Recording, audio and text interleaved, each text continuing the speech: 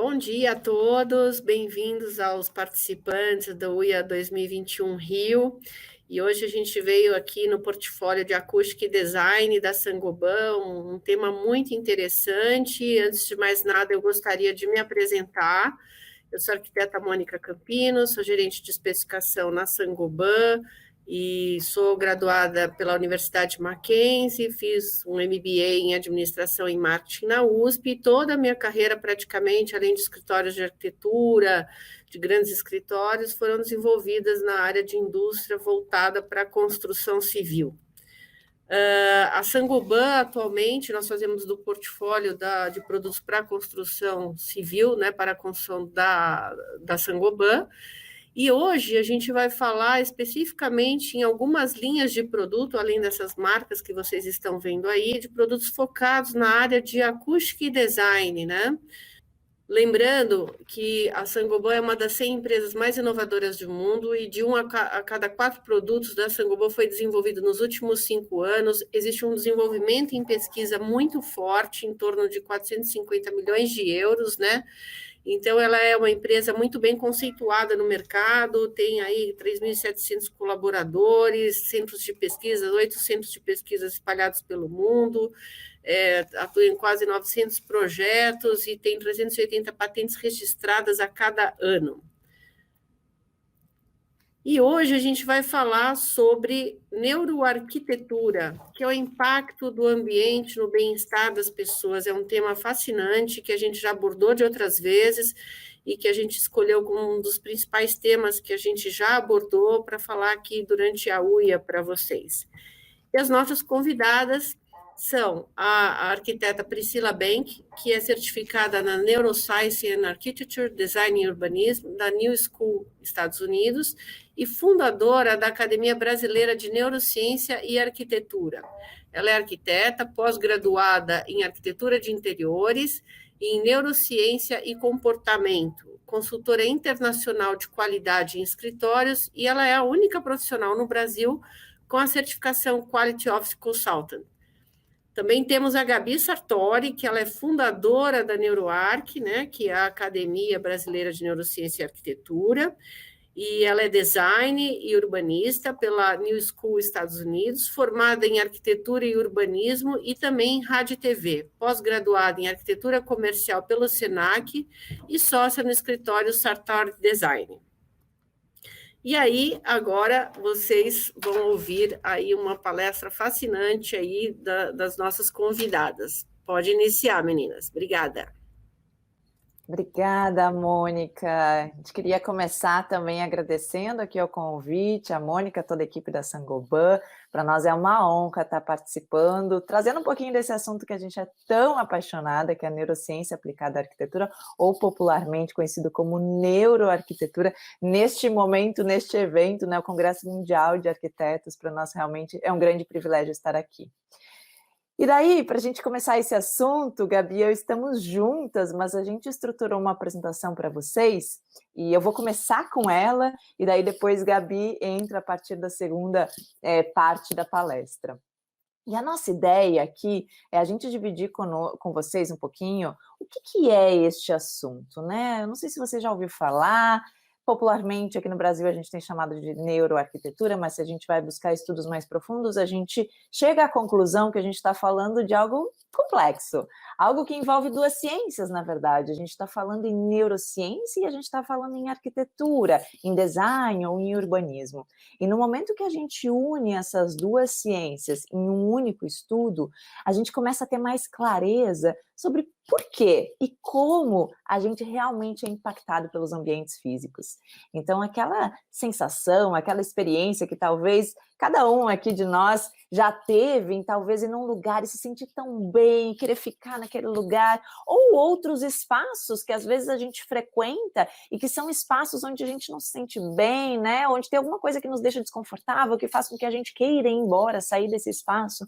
Hoje, então, através do estudo da neurociência aplicada à arquitetura, a gente começa a ter acesso a evidências científicas mesmo, que nos mostram, que sugerem como que esses elementos do ambiente físico podem sim influenciar na nossa experiência, no nosso bem-estar, na forma como a gente se sente no nosso dia a dia. Então, é por aí um pouquinho que a gente vai falar, e daí para a gente iniciar, eu acho que nada melhor do que a gente fazer uma viagem no tempo para compreender de onde veio esse estudo, porque se a gente está falando de neurociência a gente sabe que a década do cérebro, né, que foi chamada década do cérebro, foi agora, anos 90, que a gente começou a ter mais clareza sobre esse estudo, sobre como que o nosso cérebro funciona. Mas se a gente olha mais para trás, então a nossa ideia é fazer uma viagem no que passou, para a gente poder depois, a partir disso, ver o que vem pela frente, o que virá a partir dos dias de hoje. Então, eu queria convidar vocês agora para um rápido mergulho, vai ser uma breve história aí que a gente vai fazer, mas para puxar desde os primeiros registros dos arquitetos, né? Então, se a gente vai pegar as publicações de Vitrúvio, que nos traz já um pouquinho de clareza de que um arquiteto, além de ter um conhecimento, sim, de desenho, né? A gente também precisava entender sobre filosofia, sobre história, também deveria conhecer aritmética, acústica, medicina, direito, entre tantas outras disciplinas. Porque já na visão de Vitrúvio, o arquiteto ele já precisava ter essa visão mais ampla sobre tudo que envolve não só o ambiente físico, mas assim como as pessoas para as quais a gente projeta. Então, essa visão multidisciplinar, que é um pouquinho do que a gente está falando aqui, um pouquinho não, na verdade, muito do que a gente está falando aqui hoje, quando a gente integra neurociência com arquitetura ou também outras áreas, psicologia, por exemplo, que também a gente deve integrar, a gente vê que essa visão multidisciplinar dos estudos relacionados aos arquitetos já vem desde os primeiros registros. E claro que a partir disso, gente, muito tempo se passou. Muitas referências, inclusive, de arquitetos que a gente teve neste período, até aqui já tem uma imagem da Segunda Guerra Mundial, mas antes mesmo da gente chegar nesses marcos, nesses contextos históricos que foram tão importantes para a nossa visão e para a nossa prática da arquitetura, a gente já viu várias referências de arquitetos ao longo do tempo que já tinham essa visão multidisciplinar. E por que a gente traz aqui uma imagem de um cenário de guerra? A partir de mudanças como guerras, ou como pandemias, ou como tantas outras que aconteceram ao longo da história da humanidade, a gente vê que alguns desenvolvimentos começam a se mudar, novas necessidades começam a surgir. No momento em que a gente passa por guerras, seja a Primeira Guerra Mundial ou a Segunda Guerra Mundial, que foram grandes marcos da história, a gente viu que, inclusive, o papel dos arquitetos muda, precisava mudar. O que fazer no momento em que a gente tem uma imagem como essa, que é a cidade de Dresden, na Alemanha, onde a gente tem, no final da Segunda Guerra, várias cidades no mundo completamente destruídas. A necessidade da urgência de uma nova construção, de novas moradias, passa a ser fundamental para o papel do arquiteto nesse momento. E talvez todo aquele resgate, né, ou melhor, toda aquela iniciativa, desde lá de Vitrúvio, que já vinha existindo, no papel do arquiteto como multidisciplinar, pensando nas experiências das pessoas, talvez neste momento era muito mais importante construir rapidamente algo que fosse acessível, simplesmente fosse um novo lar para uma pessoa. E daí, alguns detalhes nesses projetos talvez se perderam um pouquinho. A gente até gosta de trazer uma frase do Winston Churchill, que foi em seguida, depois de um bombardeio em Londres, durante a Segunda Guerra Mundial, onde ele diz: "We shape our buildings, thereafter they shape us." Então, a gente molda os nossos edifícios e daí depois eles nos moldam. E o que a gente quer dizer com isso? Que, independente do contexto, no momento em que a gente está criando uma edificação, no momento em que a gente está criando esse novo lar, né, agora pegando o contexto pós-guerra, de alguma forma, esses espaços que a gente está criando, que a gente está moldando, estão sim impactando na experiência das pessoas. E daí, a partir desses movimentos, desses grandes marcos, e aqui a gente falou de guerra, a gente vê que quem vive esses momentos também é influenciado na sua própria prática. E como eu falei anteriormente, aqui também é a nossa iniciativa de olhar para outras disciplinas além da neurociência, e quando a gente olha a história da própria psicologia, a gente vê um nome aqui muito importante, Kurt Lewin, que teve um papel muito importante, que inclusive viveu guerras, que inclusive lutou em guerras, onde ele traz uma contribuição de que o comportamento da pessoa deveria ser analisado além do comportamento, de uma iniciativa interna do indivíduo. Mas será que o ambiente externo também não impacta no comportamento humano? E Kurt Lewin começa, então, a desenvolver muito essas pesquisas, tentando identificar o que mais externamente que está ao nosso redor o tempo todo e que está impactando na nossa experiência, ou melhor, que está impactando no nosso comportamento. E a partir de uma teoria que é chamada teoria do campo, lá dos anos 30, a gente vê depois um desenvolvimento também na área da psicologia, que mais tarde migra como a psicologia ambiental, que começa também nos trazer evidências de que sim, os ambientes físicos, eles estão impactando no comportamento das pessoas. E daí, seguindo ainda uma outra figura que a gente traz aqui como uma das referências nesse momento pós-guerra, né? Richard Neutra faz uma publicação, e dizem que inclusive essa publicação ela é escrita durante a guerra, onde ele faz um resgate para que os arquitetos voltem a pensar nas experiências das pessoas. Que realmente os arquitetos possam ser incentivados a incorporar estudos da fisiologia do cérebro para explorar a interação do ser humano com o ambiente construído. E parece que era isso que faltava para a gente resgatar aqueles primeiros indícios lá que Vitrúvio nos provocava a fazer, para a gente voltar a olhar para os outros estudos e trazer isso na real compreensão de como as pessoas vão se sentir nos espaços. E aí a gente gosta muito, seguindo um pouquinho, de contar uma história que tem muito a ver com esse estudo da neurociência aplicada à arquitetura. Na verdade, é uma história que envolve um médico, Dr. Jonas Salk, que durante a busca dele pela vacina da poliomielite, então um outro momento, de novo um outro contexto, onde o mundo se preocupava em solucionar também questões de saúde, onde este médico vai estudar, buscar esse desenvolvimento da vacina na Itália. E durante esse período em que ele fica na Itália, estudando e buscando, então, o desenvolvimento dessa vacina, especialmente na cidade de Assis, e aí a gente está vendo uma imagem da Basílica de São Francisco de Assis, e ele ficou hospedado no mosteiro junto a essa basílica, ele mesmo relata que o período em que ele esteve neste lugar impactou na forma como ele estudou, na forma como ele estava para buscar a vacina da poliomielite. E daí, o que é interessante, quando a gente vai ver esse ambiente, e daí se a gente passar para o próximo slide, a gente começa a identificar que realmente era uma edificação religiosa, né? E a gente sabe, quem estuda arquitetura, design, já sabe de alguns traços, algumas características de simetria, né? Onde a gente tem um pé direito mais alto, enfim, uma série de questões que são características de uma edificação religiosa, e que quando Dr. Jonas Salk se dá conta de que edificações desse tipo, ou melhor, atmosferas, experiências que eram criadas a partir desse espaço contribuíam nos estudos dele, ele disse, puxa, eu preciso voltar para os Estados Unidos e preciso criar um centro de estudos que pudesse ter essa mesma atmosfera, mas não podia, obviamente, ser uma edificação religiosa.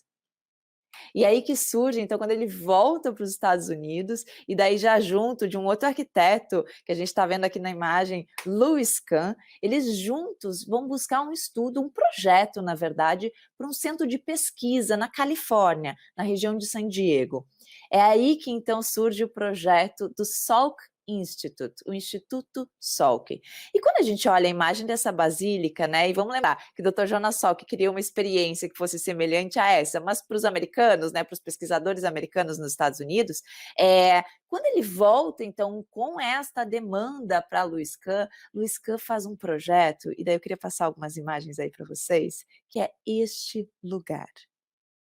Este lugar, Instituto Salk, então em San Diego, que se vocês observarem bem, tem um espelho d'água neste eixo, tem duas volumetrias simétricas, uma de um lado e outra de outro, e logo ao fundo a gente está enxergando o Oceano Pacífico. E daí, gente, esse lugar ele é tão especial, porque esse lugar é onde acontece as conferências internacionais de neurociência e arquitetura realizada pela Academia Americana, ENFA, Academy of Neuroscience for Architecture. E aí foi a primeira vez que eu entendi o que de fato significa aplicar a neurociência nos ambientes. Quando você está neste lugar, especialmente quando acontece esta conferência que eu mencionei anteriormente, o sol se põe exatamente no centro deste espelho d'água. E aí você consegue ter total compreensão de como pode algo que é construído pelo homem, por nós, realmente nos emocionar, realmente mexer com a nossa fisiologia, realmente mexer com as nossas emoções. E daí, se a gente olha uma primeira vez essa imagem, talvez vocês devem estar se perguntando, ué, mas o que isso tem a ver com uma edificação religiosa, né, com a Catedral de São Francisco de Assis? Mas se a gente vai pegar vários dos traços, e daí, obviamente, tem muito estudo por trás, e convido quem quiser também a conhecer esse espaço, ou visitar mesmo, vai ver que muitos dos estudos já de edificações religiosas que a gente resgata hoje mexem, sim, com as nossas experiências e com o nosso comportamento. E hoje, o que é interessante? A neurociência está conseguindo explicar isso. Enquanto a psicologia, especialmente a psicologia ambiental, já nos dizia, antes mesmo da neurociência, que sim, os ambientes podem impactar nas pessoas, ou seja, existe uma mudança de comportamento quando a gente está num ambiente que realmente nos emociona, a neurociência consegue vir agora e explicar por que e como isso acontece, que áreas do cérebro são ativadas para nos criar, para nos incentivar uma experiência diferente, entende? E daí é muito interessante essa história, a gente gosta de trazer aqui, porque o próprio Dr. Jonas Salk, ou seja, um médico, é premiado num evento de arquitetura a partir desta construção, a partir desta edificação. E essa premiação, dizem que no discurso dele, então, enquanto ele recebia esse prêmio, em 1992, a gente está falando aqui, o próprio Dr. Jonas Salk faz um pedido para que os arquitetos presentes, que eles pudessem se unir com neurocientistas, se unir com profissionais de outras áreas, para que juntos pudesse se desenvolver ainda mais esse estudo aí que tem um poder incrível de impactar tanto na criatividade quanto no bem-estar das pessoas. Para nós hoje, esse discurso do Dr. Jonas Salk é sim uma iniciativa, é sim uma motivação, na verdade, para a gente seguir em frente. E isso, lembrando que década de 90, então, quando aconteceu esse discurso, foi a década de descoberta de várias evidências sobre o cérebro, então foi conhecida como a década do cérebro. É aí que, então, surge também, a partir de vários movimentos de alguns arquitetos, aqui a gente traz John Eberhard, que funda, então, a academia que eu citei anteriormente, a ENFA, Academy of Neuroscience for Architecture, a gente está falando já aqui de 2003, quando acontece essa fundação, que tem realmente como esse objetivo de promover e desenvolver o conhecimento que liga as pesquisas da neurociência ao entendimento das respostas humanas aos ambientes construídos. Então, a gente está falando de linkar neurociência com ambientes construídos, que a gente chama aqui, então, de arquitetura, de design, enfim, de todas as áreas que se preocupam com isso. E essa conferência foi aí que a gente teve, então, acesso a esse conhecimento. É uma conferência que já começou lá em 2012, depois 2014, em 2016 a gente teve lá presencialmente, depois em 2018 a gente pôde não só ir na conferência, mas também apresentar um pôster dos trabalhos que a gente já estava desenvolvendo aqui no Brasil relacionado a este assunto. Então, aí vocês estão vendo uma imagem da apresentação deste pôster, que tudo começou com grupos de estudos voluntários aqui no Brasil, que começaram a acontecer, e daí a gente aí está explicando um pouquinho da iniciativa desses grupos de estudos, e que mais tarde tudo isso começa a realmente se transformar e se oficializar no que a gente tem hoje aqui. Pode ir passando já aí algumas imagens com a minha sócia Gabi Sartori, quando a gente esteve então juntas, e depois quando voltamos ao Brasil e dissemos, não, temos que fazer algo aqui no Brasil também, para que a gente pudesse continuar essa missão aí que o Dr. Jonas Salk traz no seu discurso de agradecimento, que depois a gente viu acontecer na ENFA, e a gente quis trazer aqui para o Brasil. Então é por isso que em 2019 a gente fez a primeira Conferência Nacional de Neurociência e Arquitetura e fundamos então a Academia Brasileira de Neurociência e Arquitetura, a NeuroArch Academy, que a gente tem o maior orgulho então de já estar seguindo aí essa trajetória ainda mais profunda nos dias de hoje. Aqui vocês têm mais algumas imagens, porque daí, a partir dessa primeira conferência, a gente disse, não, nós temos que fazer uma segunda. Então, em 2020, a gente realizou um outro evento um pouquinho antes de começar a pandemia, então a gente pôde realizar esse lindo evento presencial, onde a gente contou com participações da internacionais também, trouxemos profissionais de outros países, para juntos conseguir chegar em um desenvolvimento ainda mais profundo deste tema. E hoje é com muito orgulho, então, que a academia é pioneira aqui no Brasil nesse assunto. A gente levanta muita bandeira pela multidisciplinaridade, então o nosso time tem não só arquitetos, designers, mas também muitos profissionais da área da saúde, médicos, biólogos, psicólogos, enfim, diversos, para que a gente possa ter múltiplas visões sobre o tema e daí sim levar com profundidade esses assuntos e, obviamente, criando conexões, assim como a gente acredita que está fazendo aqui a partir da apresentação neste evento.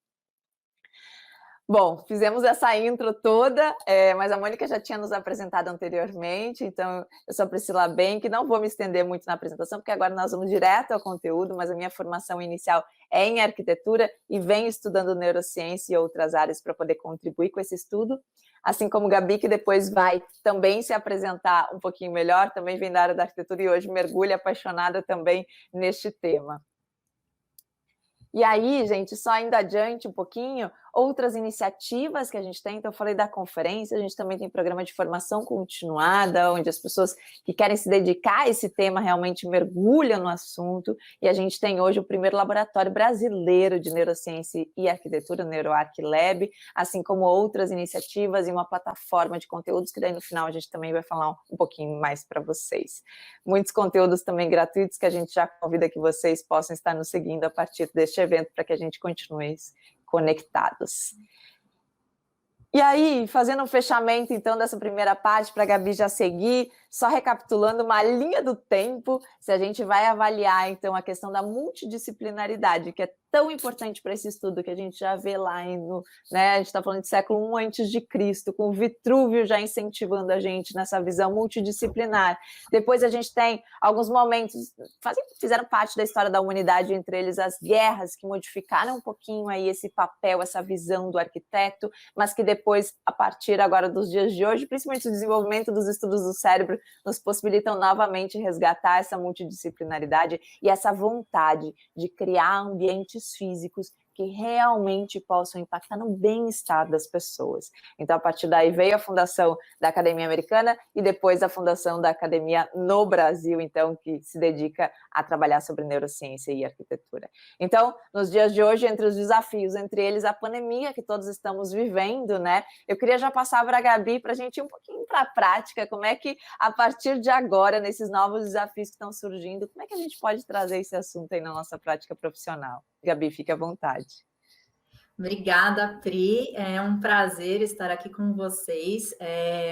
Muito feliz de poder compartilhar um pouquinho da nossa paixão, como a Pri já falou, com brilho nos olhos, um pouquinho sobre o histórico da neurociência aplicada à arquitetura. E daí agora, a minha provocação para vocês é para a gente realmente analisar quais são as formas que um ambiente pode nos impactar. A Pri falou um pouquinho ali do histórico de Kurt Lewin, trazendo um pouco de Richard Neutra também, e como eles já entendiam que o ambiente poderia impactar no comportamento das pessoas. E a minha ideia aqui é justamente que a gente mergulhe e entenda como que, de fato, o ambiente pode alterar o comportamento.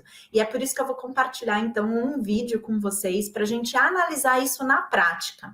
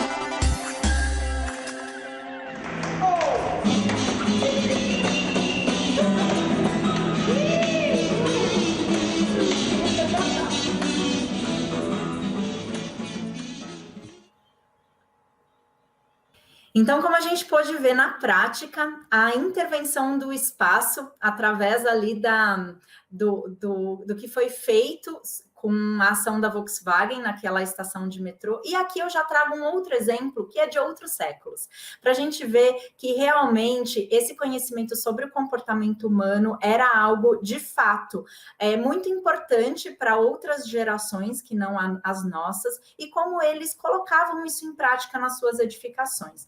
Essa imagem, gente, ela é do Complexo de Alhambra, que fica em Granada, na Espanha, e ela foi construída ao longo de séculos por dinastias árabes e também pelos católicos. Essa edificação em especial, ela foi construída pelos árabes com um intuito específico. Qual era o intuito dessa edificação? Era que atos políticos acontecessem nesse espaço. Só que ele foi todo pensado no comportamento humano das pessoas que iriam usufruir desse espaço. E qual é o grande conceito dessa edificação? O sheik que recebia as pessoas nesse ambiente era justamente para atos políticos, para fechamento de contratos. E a ideia dele era justamente analisar o comportamento das pessoas para saber se ele iria ou não fechar o contrato. Então, as pessoas elas só eram recebidas em dias de sol, com sol a pino, o sol do meio-dia. E por quê? Porque elas precisariam atravessar essa passarela, vamos dizer assim, branca, de mármore branco, ao sol do meio-dia, chegando na edificação de fato para ser recebido pelo sheik. Só que naquela época não existia a luz elétrica. Então, vocês imaginam que eles faziam essa passagem embaixo de sol, nesse mármore branco, com o sol refletindo. Então, eles ficavam quase que cegos durante o trajeto. E quando eles chegavam, de fato, na edificação, eles eram cegados novamente pelo escuro do ambiente, por não existir luz elétrica. E o sheik, então, analisava como essa pessoa se comportava diante dessa situação atípica, e justamente isso determinaria se ele iria fechar o contrato ou não. Então, olha que interessante, termos conhecimento sobre o comportamento humano e como nós vamos reagir diante das situações, era algo que já fazia com que as pessoas construíssem um edifício com esse propósito. E aí eu trago um outro exemplo que já é mais contemporâneo e é uma história que nós adoramos contar.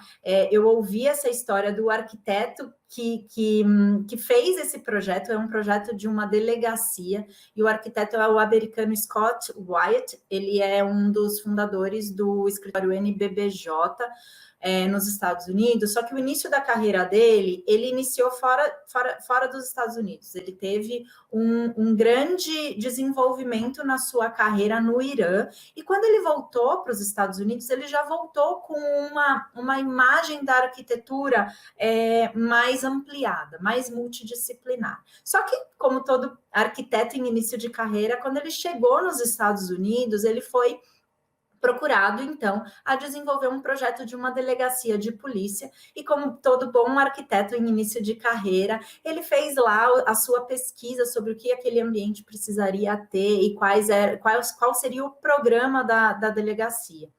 E aí ele apresentou ao delegado o projeto, e o delegado questionou ele, dizendo: Scott, o projeto está bem legal, mas eu fiquei em dúvida de onde vai ficar o Pink Room, o quarto rosa. E daí ele falou, Pink Room, né? Ele desconhecia esse termo. E daí o delegado contou para ele que, então, nas delegacias americanas, eles tinham um ambiente específico chamado de Pink Room, de quarto rosa, ao qual ele era pintado num rosa específico. E esse rosa era capaz de acalmar as pessoas que chegavam muito agitadas na delegacia para ser presos. Isso intrigou muito ele, né? E reza até a lenda que parece que depois dessa história, um time de basquete pintou também o vestiário do time oponente de rosa para ver se eles deixariam as pessoas mais calmas no jogo. Mas é algo muito interessante de se pensar, né? De como, de fato, esses ambientes estão nos impactando e alterando os nossos comportamentos. Então, a gente já viu aqui bem praticamente de que sim, os ambientes eles podem alterar o nosso comportamento, conduzir o nosso comportamento e mexer ali com nossas sensações, as nossas emoções. E quando a gente fala, gente, de pessoas e ambientes, a gente está falando de algo muito complexo. Porque nós, pessoas, nós percebemos os ambientes porque somos seres sensoriais. A gente só percebe o ambiente à nossa volta porque nós temos 5 sentidos que captam todas as informações do ambiente através do nosso sistema nervoso. Isso é levado ao nosso cérebro e o nosso cérebro decodifica aquelas informações e nós temos a nossa realidade, a nossa percepção da realidade. E falar sobre isso é muito complexo, né? Por quê? Porque a gente está falando aqui de um ser biológico que tem mais de 10 trilhões de células, gente. Vocês já pararam para pensar nisso? Quanto isso é complexo? E o nosso corpo é composto por mais de 10 trilhões de células que está imersa em um ambiente com diversas variáveis, com diversos estímulos. E daí eu trago um conceito para vocês que vem sendo despontado aí na área da medicina, que é o conceito da epigenética. Não sei se vocês já ouviram falar sobre isso, mas epi quer dizer além da genética. Então, além da genética, o que isso quer dizer? Quer dizer que sim, nós nas nossas células, nós carregamos os nossos genes, né? Só que a ativação desses genes, as modificações feitas por ele, vai depender do ambiente em que nós estamos. Ou seja, o ambiente aqui que eu digo é num sentido amplo, então é no nosso estilo de vida, é a forma como nós vamos nos relacionar com as pessoas, é a forma como o nosso ambiente é concebido, e a gente precisa pensar nisso como algo de retroalimentação, como a gente vê aqui nessa imagem.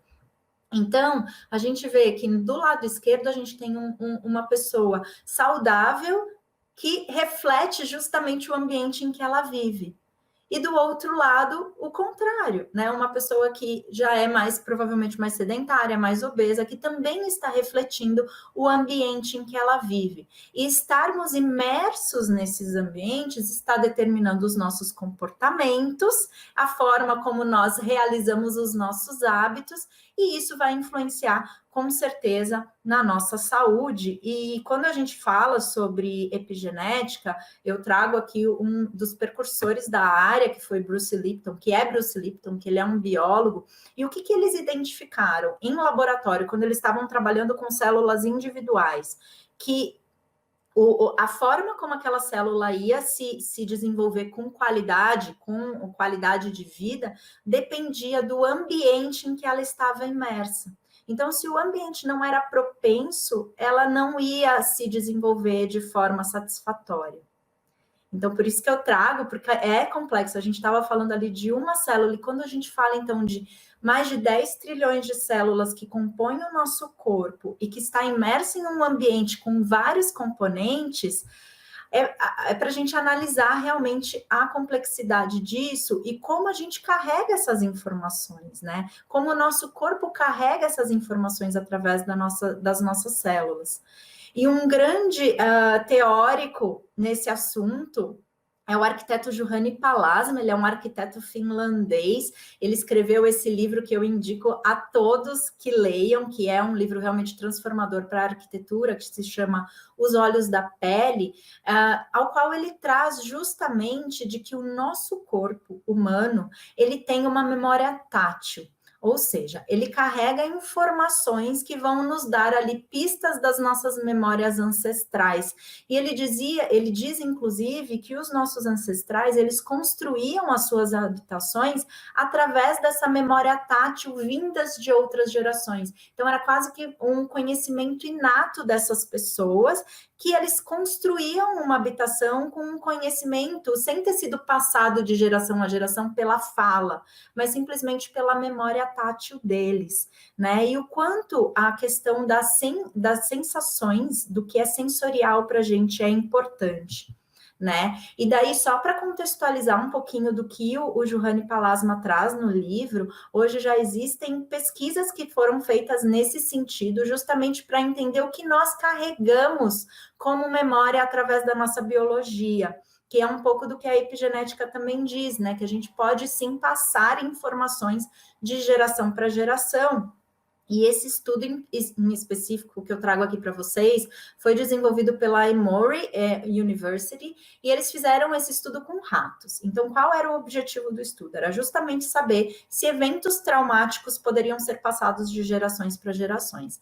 Então, eles pegaram ratinhos e expuseram esses ratos a cheiros de cereja. Toda vez que eles sentiam esse cheiro, eles tomavam um choque.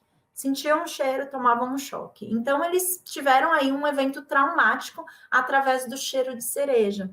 E o que foi constatado depois nas gerações seguintes? É que as gerações seguintes, ao simplesmente sentir o cheiro de cereja, eles já tinham uma resposta de estresse no seu corpo, sem nem mesmo ter passado pela experiência do trauma, né? E aí, quando a gente fala sobre isso, a gente vê realmente, de fato, a complexidade que é entender o comportamento, a resposta, o impacto de um ambiente para uma pessoa. Porque somos seres únicos, gente. Nós carregamos, sim, essa memória ancestral que está nas nossas células, nós temos a nossa memória cultural e temos as nossas memórias pessoais. E tudo isso está influenciando a forma como eu vou responder a um espaço. Só que falar sobre complexidade do ser humano é algo que a gente primeiro precisa entender de que nós nem conhecemos isso dentro da gente. Nós não temos conhecimentos em especial sobre as nossas sensações, sobre as nossas emoções, sobre os nossos sentimentos. Nós não fomos ensinados na escola a entender o que uma emoção faz, ativa em certos comportamentos na gente. O que são sentimentos? Nomear sentimentos é algo que ainda é muito difícil para a gente. Então, compreender como eu estou me sentindo em um ambiente é algo que nós, arquitetos e designers, precisamos começar a avaliar. Primeiro na gente, para depois a gente também entender o nosso cliente. Então, eu vou trazer um pouquinho desses conceitos do que é uma sensação, do que é uma emoção, para a gente começar primeiro a avaliar como nós nos sentimos nos ambientes em que nós estamos.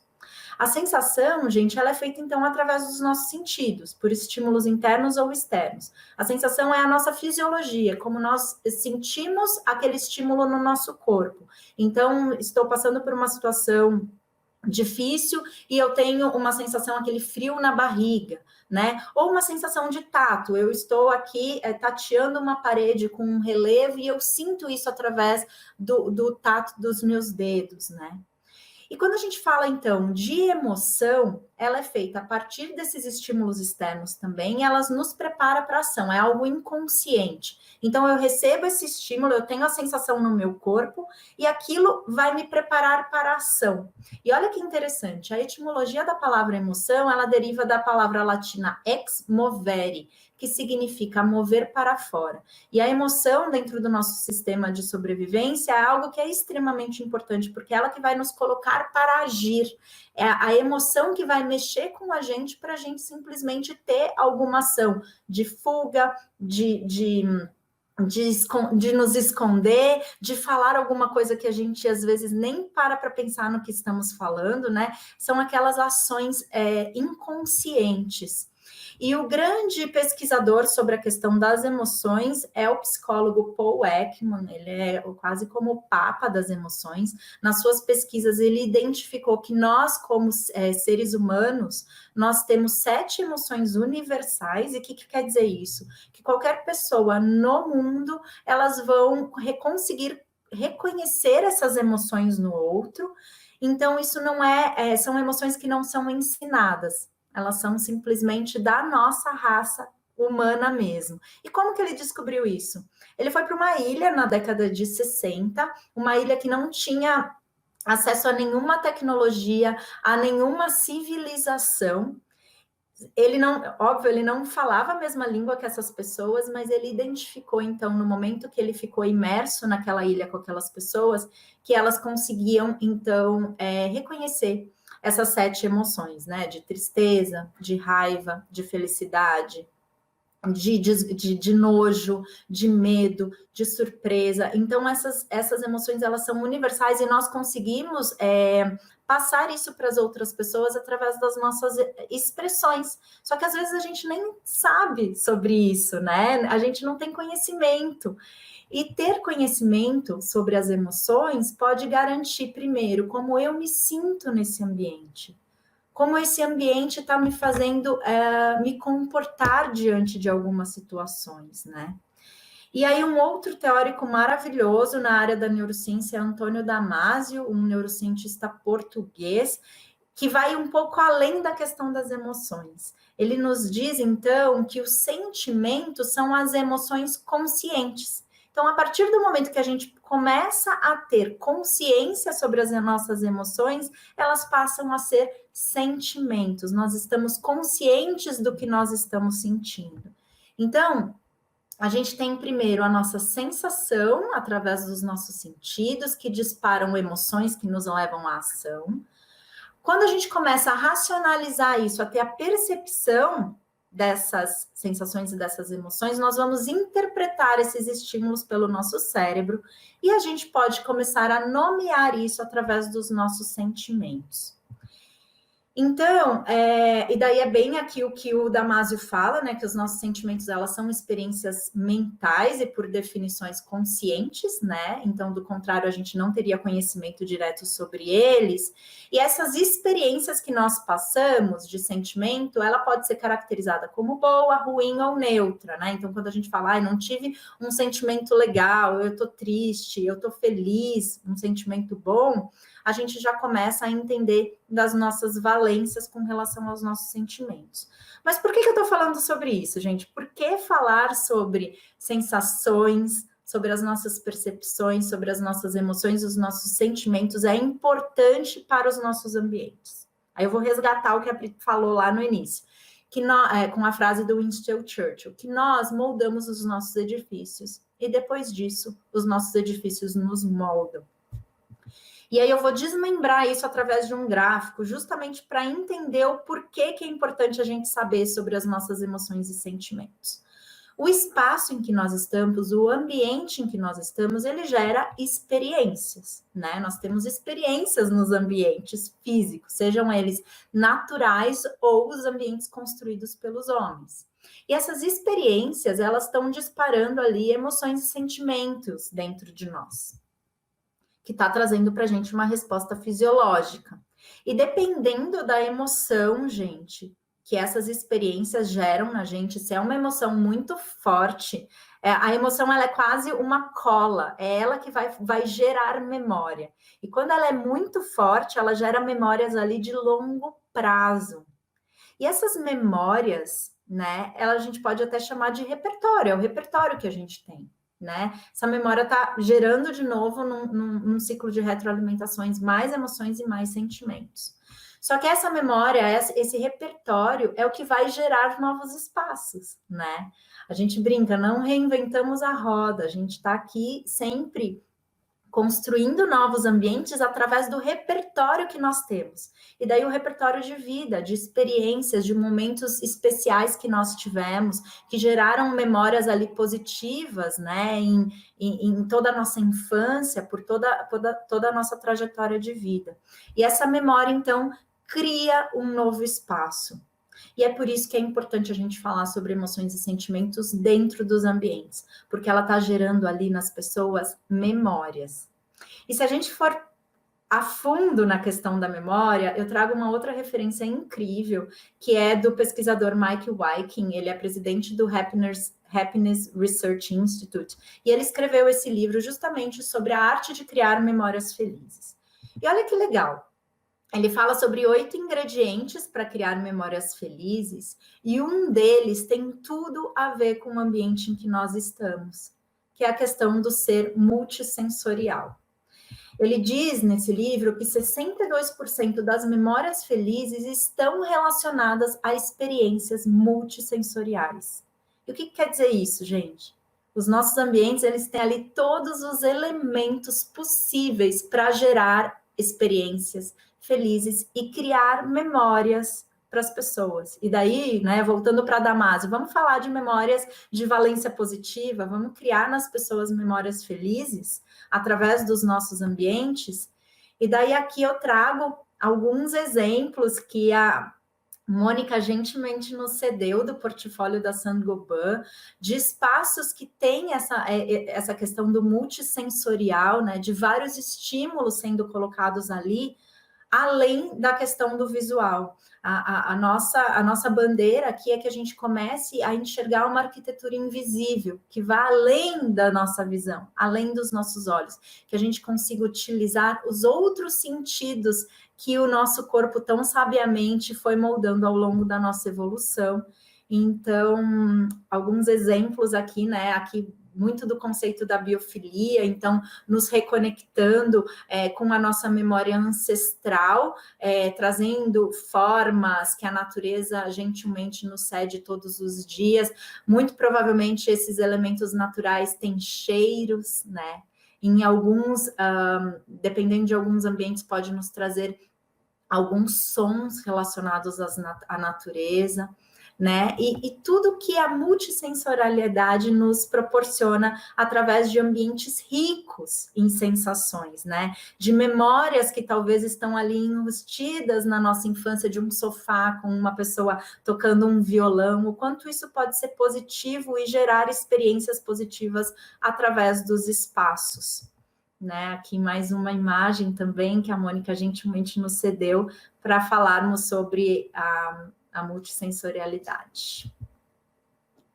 Então, gente, para fecharmos aqui o gancho, falarmos um pouquinho, contextualizar mais um pouquinho sobre a neuroarquitetura. Então, sim, é um tema complexo, é um tema interdisciplinar, como a Pri bem falou, né? E hoje, inclusive na NeuroArc Academy, na Academia Brasileira de Neurociência e Arquitetura, a gente levanta muito a bandeira que a gente precisa realmente beber da fonte de outras disciplinas para entender de forma mais ampla o quanto os nossos espaços estão impactando na saúde, no bem-estar de cada um dos seus usuários, né? E como a gente viu, é complexo, né? Então, por isso que precisamos, sim, mergulhar mais a fundo sobre esse estudo. Olha, esse tema é fascinante, realmente, e assim, cada vez que eu assisto, que a gente tem a honra, né, de participar disso, eu acho que ele é mágico, na verdade, né? Eu acho que esse foi um dos temas que a gente escolheu para esse Congresso Internacional de Arquitetos, e porque a profissão, ela é muito bacana, a gente consegue mexer aí dentro dessa complexidade com o sentimento, com tudo, mas eu acho que essa exposição que vocês nos deram aí com relação à neurociência aplicada à arquitetura, a sentimentos, ele dá um empoderamento à arquitetura, isso é muito bacana, e a forma como vocês explanaram os casos é sensacional, parabéns, viu? Muito legal. E a gente acredita muito, né, Mônica, na questão daí da nossa responsabilidade, como você bem viu, e Gabi trouxe muitas justificativas, né, o quanto, então, enquanto projetistas, enquanto arquitetos, enquanto designers, o quanto a gente também, já que a gente tem todo esse poder na mão, o quanto a gente tem que ser responsável em realmente criar espaços que vão fazer bem para as pessoas. E aí a gente até tem um vídeo que demonstra um pouquinho o nosso manifesto, que a gente queria até compartilhar com vocês agora para encerrar. Então, um pouquinho do que a gente acredita. Vivemos em tempos de transformação. Ressignificamos a forma de realizar tarefas. Mudamos o jeito de nos relacionar com as pessoas. E passamos a valorizar ainda mais os momentos em que nos sentimos bem. Agora, mais do que nunca, não somos somente nós, arquitetos e designers, que falamos sobre a importância dos espaços físicos. A humanidade passou a perceber ainda mais o sentido e o significado dos ambientes. Sentir um espaço para nós é a inspiração que um ambiente pode proporcionar. Sentir um espaço é a descoberta da relação profunda que o ser humano tem ao respirar um lugar e incentivar um novo comportamento. Nós, da Academia Brasileira de Neurociência e Arquitetura, acreditamos que quando conhecimentos científicos se somam à nossa técnica profissional e a uma profunda renovação na forma de projetar, com muito mais empatia e um olhar humano, isso transforma o mundo, ou melhor, transforma o nosso mundo, para depois proporcionar mudanças na qualidade de vida da humanidade. Acreditamos que só assim podemos construir um futuro com mais significado e responsabilidade. NeuroArc Academy, humanizando projetos e transformando espaços.